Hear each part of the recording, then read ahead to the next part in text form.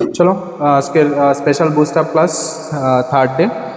তো class CHO mainly CHO focus, আর সঙ্গে নার্সিং অফিসারের কিছু কন্টেন্ট আছে, আর প্রতিটা ক্লাসের সঙ্গে কিছু কিছু জিকে থাকে, যদিও জিকে তোমাদের অ্যাপে কালকের মধ্যে অ্যাভেলেবেল হয়ে যাবে আশা রাখছি।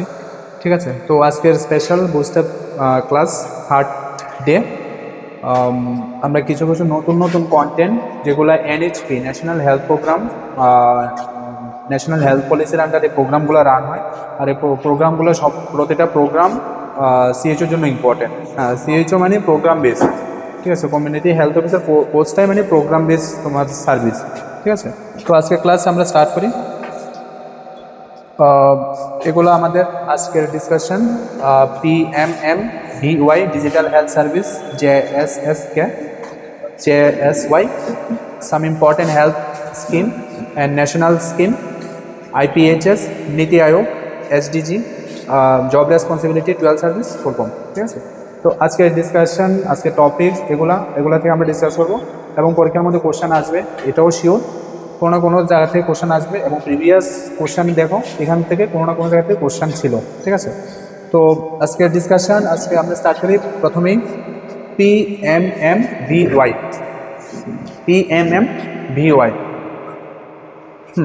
প্রতিটা টপিক তোমাদের হয়তো বা নতুন নতুন লাগবে, আর স্টাডি করার সময় একটু দেখে দেখে করো, হ্যাঁ, কারণ এখানের মধ্যে সব থিওরিটিক্যালি, ঠিক আছে। এখানের ভিতর এখান থেকে কোশ্চেন থাকে, তো যখন তোমরা স্টাডি করবে প্রতিটা লাইন দেখে দেখে দেখো কোন জায়গার মধ্যে কোন কোশ্চেন থাকে, প্রতিটা লাইন করো, প্রতিটা সেন্টেন্স করো, দেখবে এমনিতে কোশ্চেন আনসারগুলো বোঝা যায় কোন জায়গার মধ্যে কোশ্চেন থাকার সম্ভাবনা বেশি, ঠিক আছে। তো এখানের যে এখানে কোনো তোমাদের এমসিকিউ সিরিজের ক্লাস করানো হয় না, কারণ এই যে টপিকগুলো এগুলো সবগুলো প্রোগ্রাম রিলেটেড, হ্যাঁ। তো প্রোগ্রামগুলো দেখলে হয়ে যাবে, ঠিক আছে, আর এমসিকিউ আলাদাভাবে দরকার হয় না। তো ফার্স্ট টপিক PMMVY, প্রধানমন্ত্রী মাতৃত্ব বন্দনা যোজনা, ঠিক আছে। ইন্দিরা গান্ধী কবে এটা central government maternity benefit scheme. এখানের মধ্যে কী হয়, যারা প্রেগনেন্ট ওমেন তারা ওদেরকে ক্যাশ বেনিফিট দেওয়া হয়, ঠিক আছে, এই স্কিমের আন্ডারে। যারা প্রেগনেন্ট ওমেন, বাট ফার্স্ট চাইল্ডের ক্ষেত্রে দেওয়া হয়, সেকেন্ড চাইল্ডের ক্ষেত্রে দেওয়া হয় যদি সে চাইল্ড ফিমেল হয়, ঠিক আছে। যদি সে চাইল্ড ফিমেল হয় 270 ডেজের মধ্যে, ডেলিভারি হওয়ার 270 ডেজের মধ্যে তার রেজিস্ট্রেশন করতে হয়। আর এই স্কিমের আন্ডারে ক্যাশ বেনিফিট দেওয়া হয়, ঠিক আছে, টোটাল 5000 ক্যাশ বেনিফিট দেওয়া হয়। হ্যাঁ, যদি সে গভর্নমেন্ট সার্ভিস, গভর্নমেন্ট এমপ্লয়ি বা কোনো সেক্টরে যদি সে সার্ভিস হোল্ডার হয়, তখন সেক্ষেত্রে এলিজিবল ক্রাইটেরিয়ার মধ্যে আসে না, ঠিক আছে। প্রধানমন্ত্রী মাতৃত্ব বন্দনা যোজনা ফার্স্ট 2017 এটা স্টার্ট হয় by the ministry of women and child development, government of India. দেখো এই যে প্রোগ্রামটা, এটা ministry of women and child development, ঠিক আছে, ministry of women and child ডেভেলপমেন্টের আন্ডারে প্রোগ্রামটা রান করে। আর এই প্রোগ্রামটা সোশিয়াল হেলথ সার্ভিস, ঠিক আছে, যেমন ICDS, ঠিক আছে, ICDS এর আন্ডারে এই প্রোগ্রামটা রান করে, ঠিক আছে, ministry of women and child development. Objective provide partial wealth compensation for pregnant and lactating. যারা প্রেগনেন্ট এবং ল্যাকটেটিং টোটাল 5000 ক্যাশ বেনিফিট। এই 5000 ক্যাশ বেনিফিট তিনটা সেক্টরে, মানে তিনটা ফর্মে, ফর্ম A1, B, C, তিনটা ফর্মে ডিভাইড করা হয়।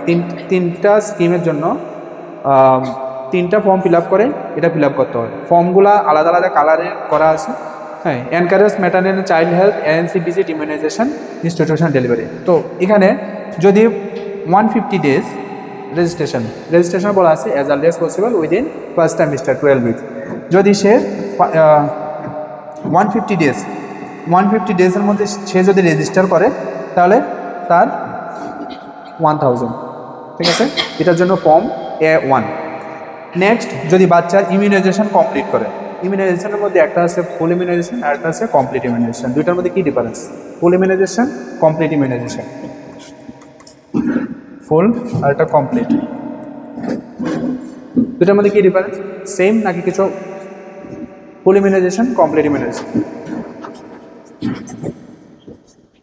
কোনটা কি বলো? ফুল ইমিউনাইজেশন আর কমপ্লিট ইমিউনাইজেশন? হ্যাঁ, ইমিউনাইজেশন যদি কমপ্লিট করে, যদি ফুল ইমিউনাইজেশন কমপ্লিট করে এখানে 2000, ঠিক আছে। আর যদি সে ইনস্টিটিউশনাল ডেলিভারি করে এখানে 2000, ঠিক আছে, এ total 5000 cash benefit.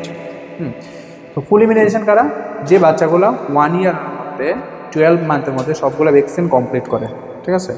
BCG, hepatitis B, OPV, penta, rota, FIPV, PCV, MR, JE, vitamin A সবগুলা ভ্যাকসিন যদি 1 ইয়ারের মধ্যে কমপ্লিট করে, এটা full immunisation.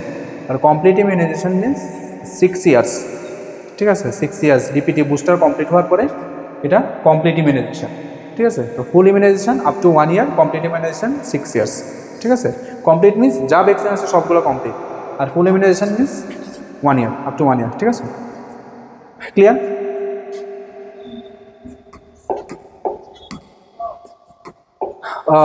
Eligible criteria under age above 19 years. যদি বিলো 19 ইয়ার্স হয় তো এরা হাই রিস্ক প্রেগনেন্ট, ঠিক আছে। যদি কোনো ফিমেল যদি হাই রিস্ক প্রেগনেন্ট হয়, এক্ষেত্রে কোনো বেনিফিট, কোনো ফেসিলিটি প্রোভাইড করা হয় না।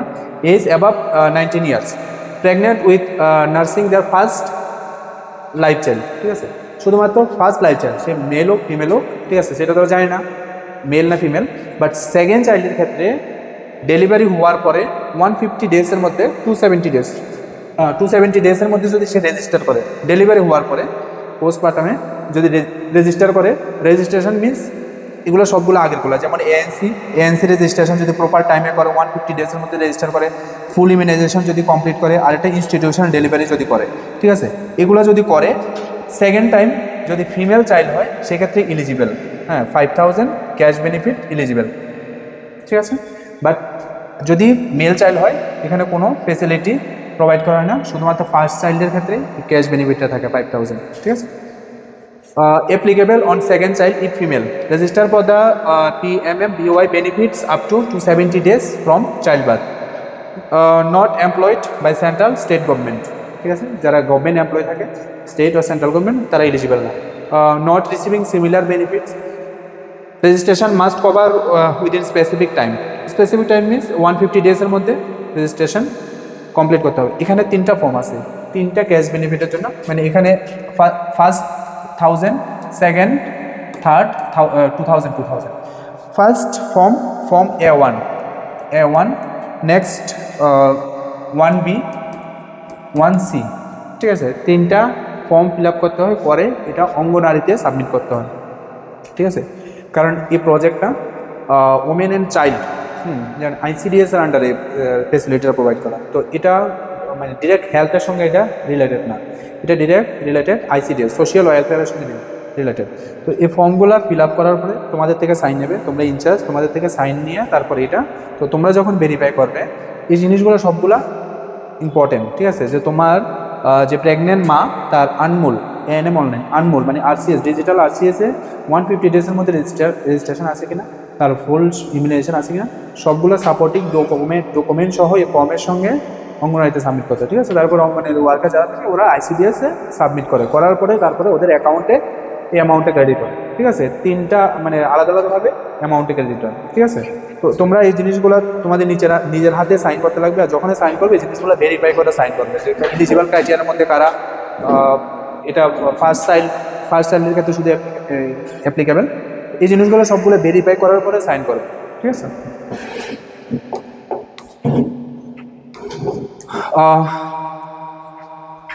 Child benefit total 5000 in 3 installment, 1000 upon early pregnancy registration within 150 days, ঠিক আছে, 150 days, 2000 after at least 1 antenatal checkup and post 6 months of pregnancy, 2000 after birth registration and when the child gets first cycle of vaccination. First cycle means full immunization, ঠিক আছে, ফুল immunisation.